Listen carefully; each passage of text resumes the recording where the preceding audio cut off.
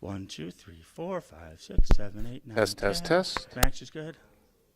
Hello, hello, hello. Did I actually screw up and get it right this time? Hello, hello, hello. Test 1, 2, 3, 4, 5. Test 1, 2, 3. Very good. You have a white piece of paper? I can look for one. How about some of that fluffy stuff? Yeah, a snowball. Yeah. I never look so good.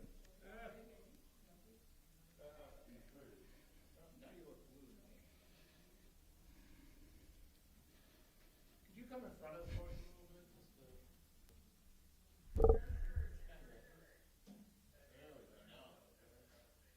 What does everybody have anyway? 39. I got 4. All right, that's good. Everybody good? Yeah.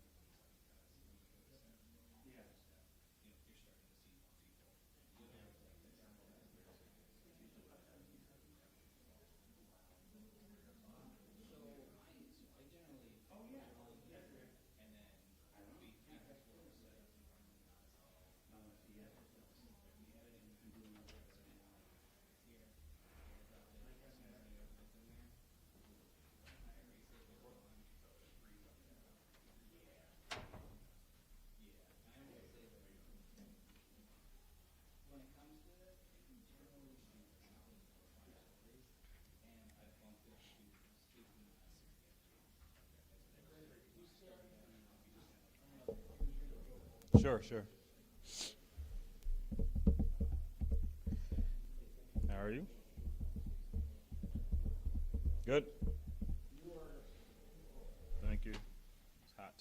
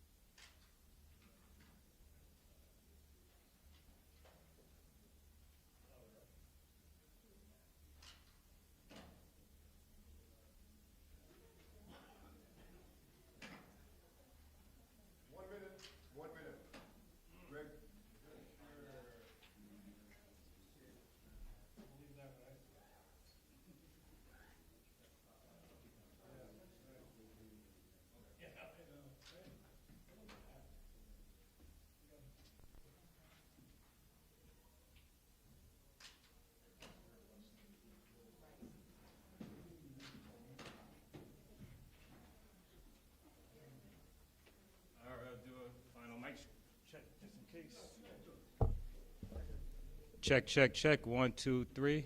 Mic check, light check. White balance or anything? Y'all good?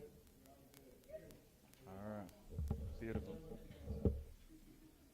I'm trying.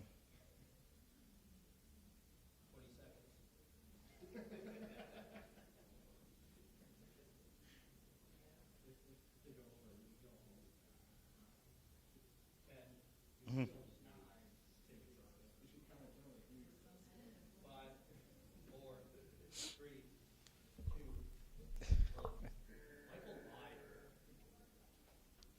We're right on time. It's 11:30, right?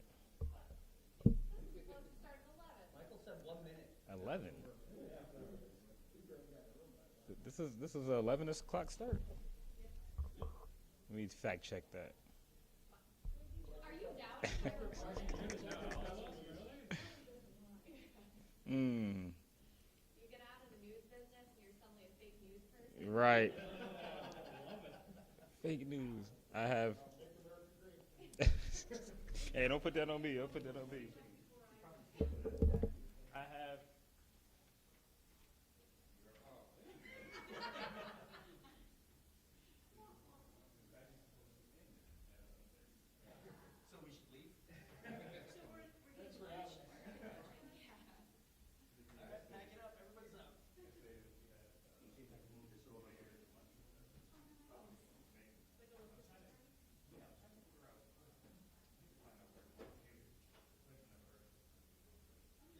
He was on time for 8 o'clock. You can't blame the helicopter.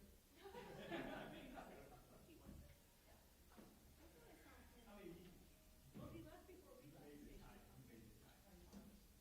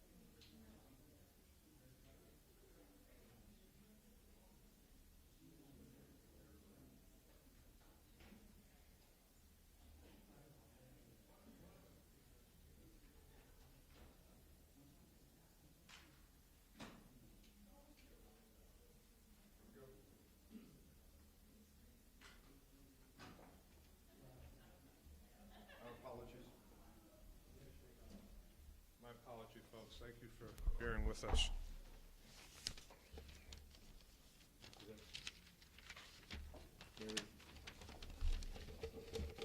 At least we had cheers for some of you. Oh, you had to ask for them? Oh, my goodness, I'm sorry.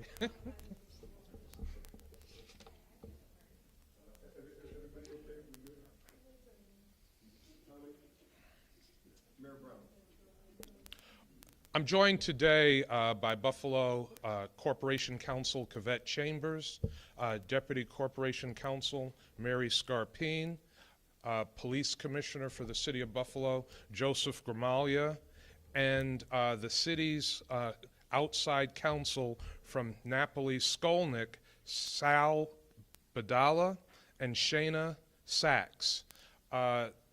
Napoli-Skolnick is the city's counsel in opioid litigation, and they are our counsel, outside counsel in this matter. Today, the City of Buffalo is announcing that it filed a lawsuit in State Supreme Court in Buffalo just before 9 a.m. against gun manufacturers and distributors.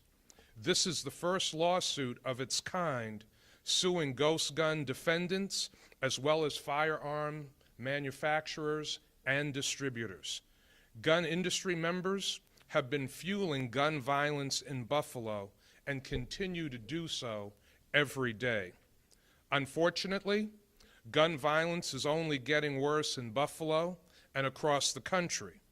Even with all the things my office and the Buffalo Police Department are doing to curb gun violence, unfortunately, we are still seeing illegally possessed guns get into the wrong hands. The horrific and devastating shooting at Tops on May 14th is sadly just one of many shootings that have taken place in our city. We have suffered too much and for too long from gun violence, and as a community, we must do all that we can to decrease gun violence. Enabling gun use destroys lives and deeply affects our neighborhoods, especially in Black and brown communities. I am proud to stand up to the gun industry and fight for the safety of people living, working, and visiting the city of Buffalo. The city is not going to let gun industry members continue to flood our city with illegally possessed guns. We will hold them responsible. Now, let me be clear. Our goal is not to prevent legal gun ownership. This is just another proactive strategy that we are utilizing in Buffalo to keep our community safe. We have state public nuisance laws that we are empowered to enforce, and I intend to do everything I can as mayor to protect people and prevent the loss of lives resulting from gun violence. The conduct of certain gun defendants has unreasonably interfered with the public's right to use open space free from fear. Now I will turn things over to Sal Badala, one of our counsels from Napoli Skolnick. Thank you, Mayor. With the filing of this lawsuit, Mayor Brown, Corporation Counsel Chambers, and my law firm, Napoli Skolnick, will seek to hold these defendants responsible for the nuisance that they have created, maintained, and contributed to in this great city. According to data from the CDC, in 2020, more than 45,000 people died by gun violence in the United States.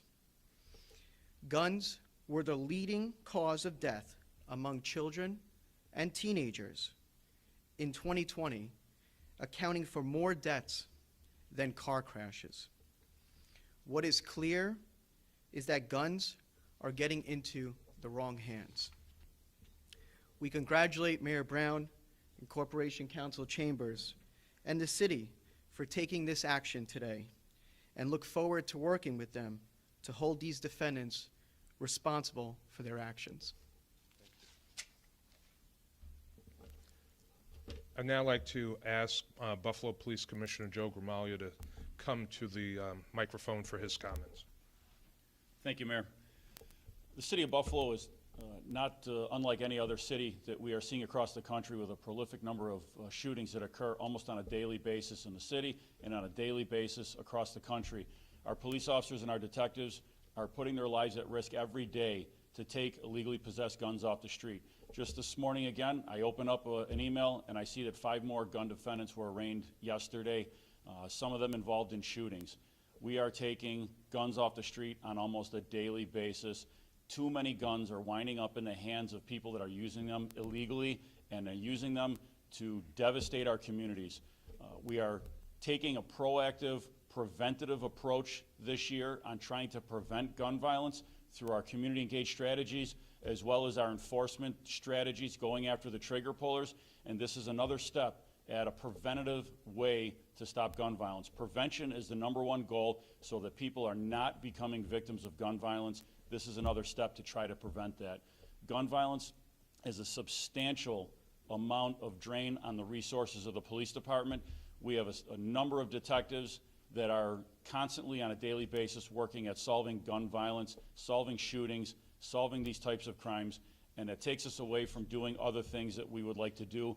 So this is, again, another preventative step to try to save lives. Thank you. Thank you, Commissioner. Corporation Counsel Cavett Chambers and the attorneys in the Buffalo Law Department have worked very closely and extensively with Napoli Skolnick on this lawsuit, and we want to hear from Corporation Counsel Chambers at this time. Good afternoon. Thank you for coming today.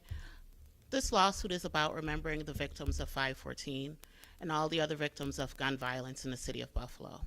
We're not here, as the mayor and our outside counsel has stated, to prosecute the legal possession of guns, but the illegal possession of guns and what it has done to our community. The staggering results of gun violence in this city, as well as across the country, have seen young people under the age of 20 being the leading cause of their death. This is something that I feel very passionate about as a mother and as a grandmother, that I want to see my grandchild grow up. I don't want him to have to be a victim of gun violence in school, where we're sending them to school to learn, but yet and still they have to face this reality that's caused by the illegal possession of guns.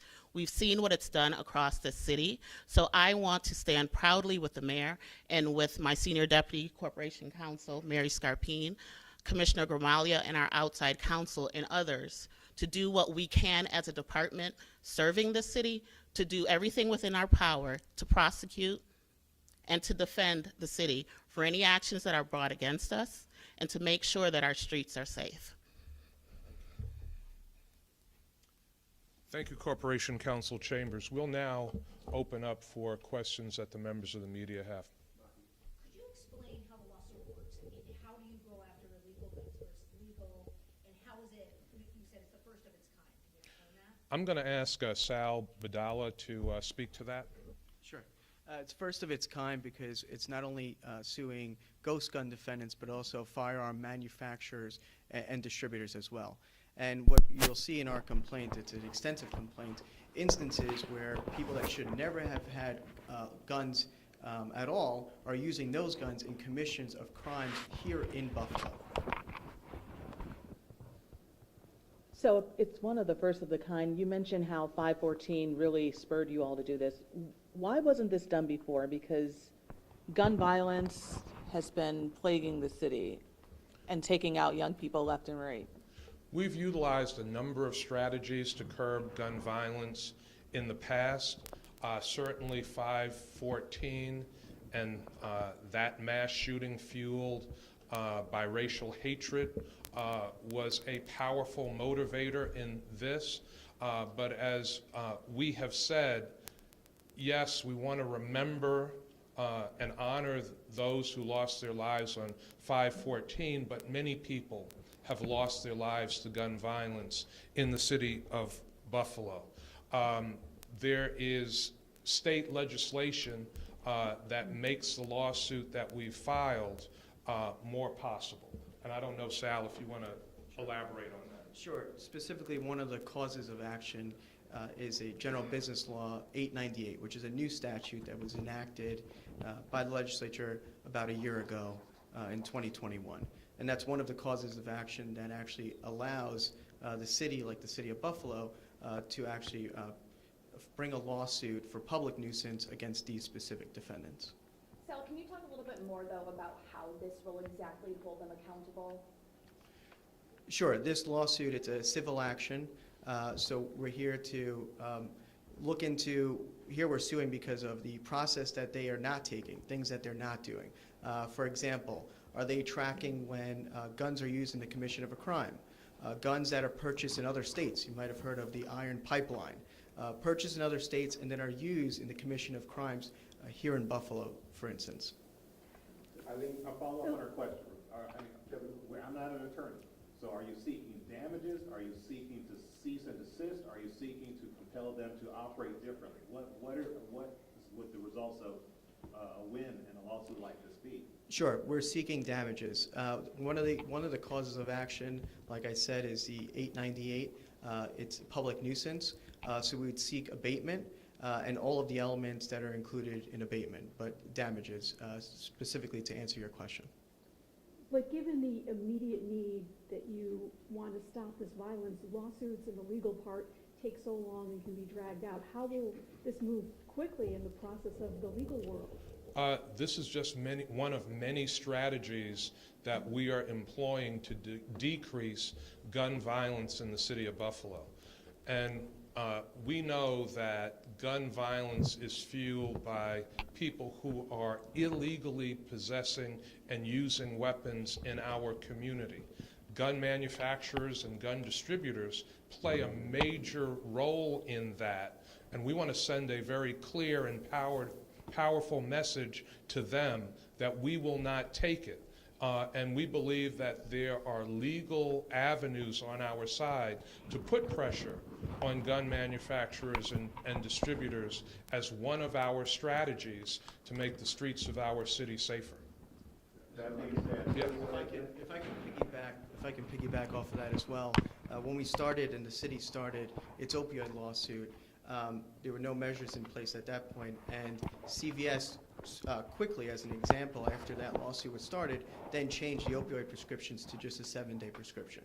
So we believe by bringing these lawsuits, it puts these defendants on notice and that these changes can be made, because they're not going to be making these changes until they're actually being held responsible by the city of Buffalo.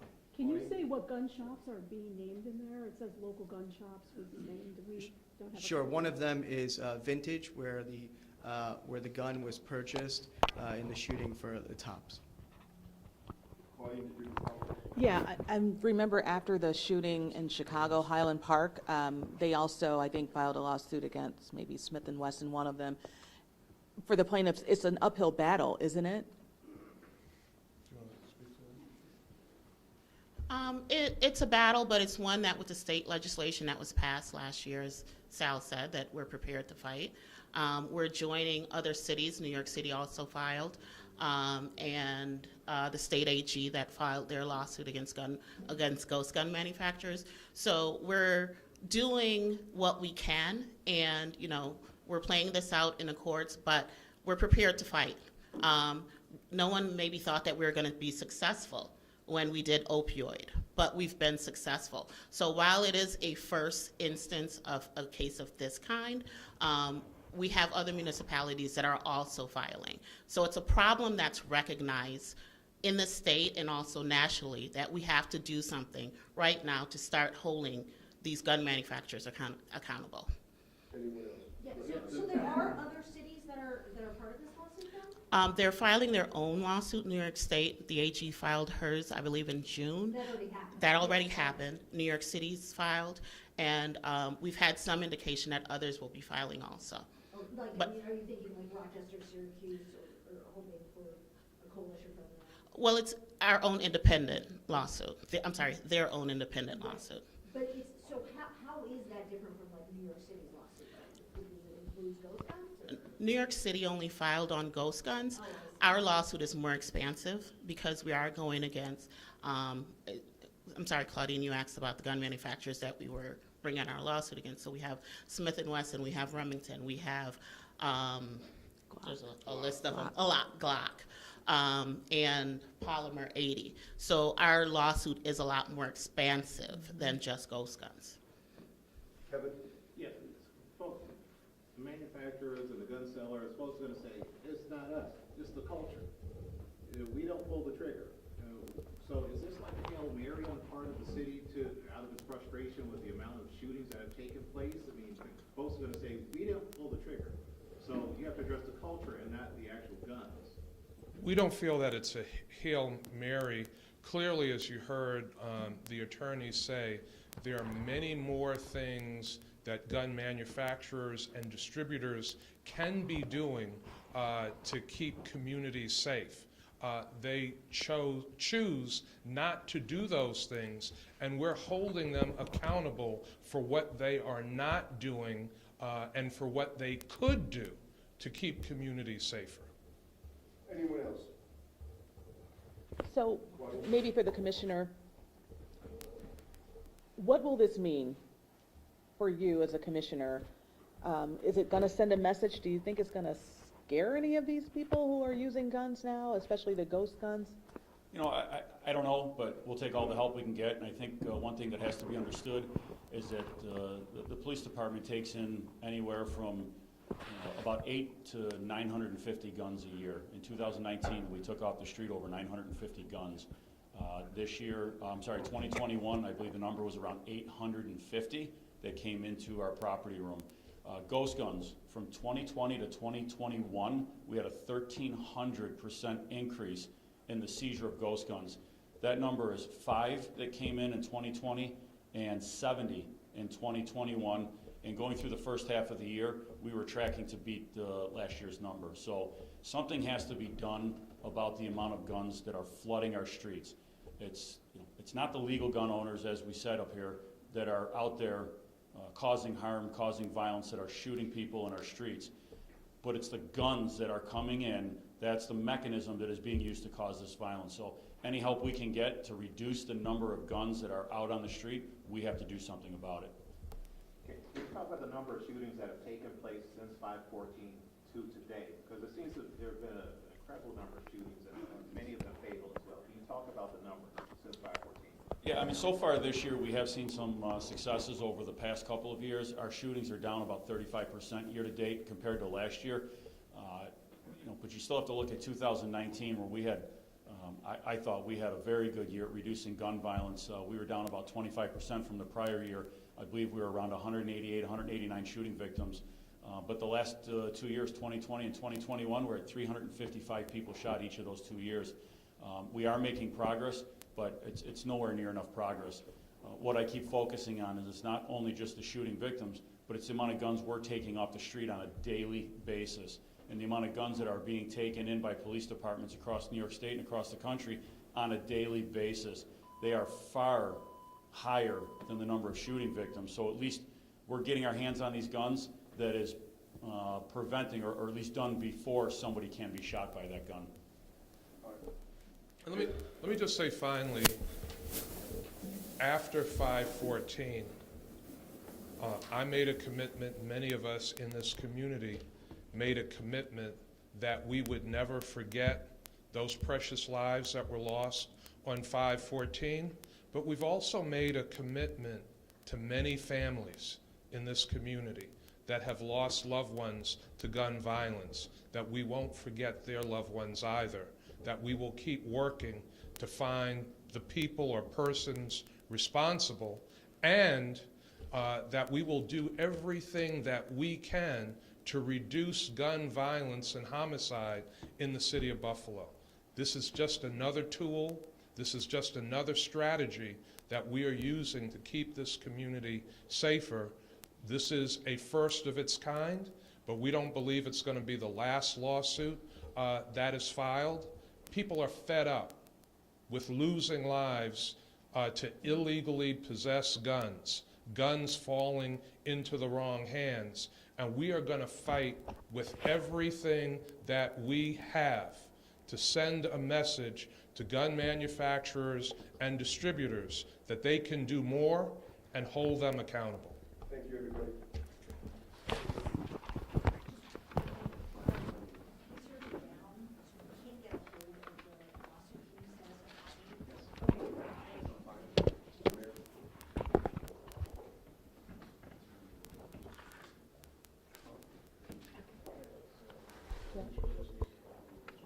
I can't hear you.